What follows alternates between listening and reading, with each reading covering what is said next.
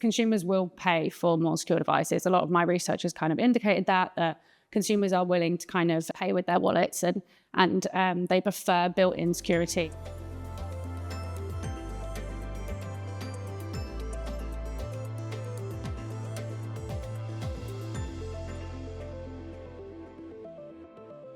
So I'm Hollie Hennessy. I'm an principal analyst at Omdia. I lead the IoT cybersecurity intelligence service. And I essentially cover research into anything that isn't a traditional IT device, so everything in the cyber-physical realm. I do a lot of research into standards, regulation, policy that goes alongside that.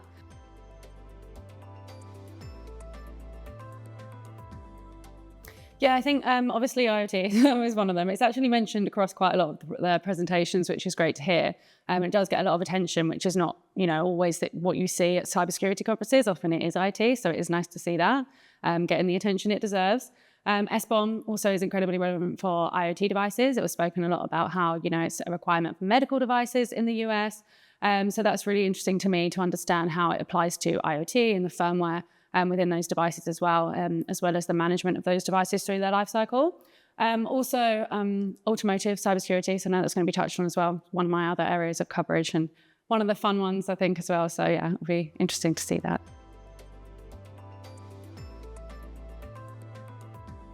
I think this is something that's kind of been a theme for a while. I mean, a lot of the time it was historically guidance when it comes to IoT cybersecurity, but now we're starting to see more regulation, which is great.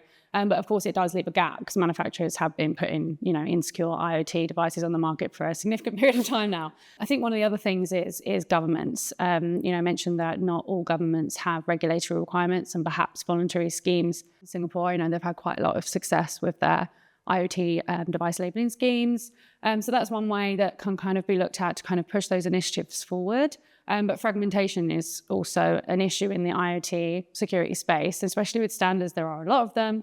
Obviously, ETSI and 30645 is very heavily used, which is good to see. And a lot of governments are turning towards that standard, which I think is great to try to harmonise things.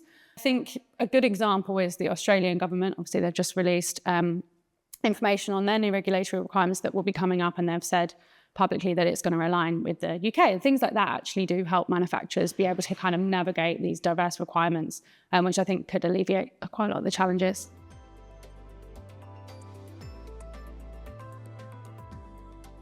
Three key things that I think is going to happen in the industry that I cover. So looking at operational technology, it's kind of been mentioned today in terms of zero trust, and that's been spoken about and what that means for different areas of cybersecurity. I think there is a bit of a gap when it comes to definition of zero trust, kind of being able to translate that into different areas. So looking at the IoT and OT space, what does zero trust mean for these environments? And, it was mentioned earlier in the definition had, all devices, users, applications. And I think that's really key. It is all devices. It's not just IT.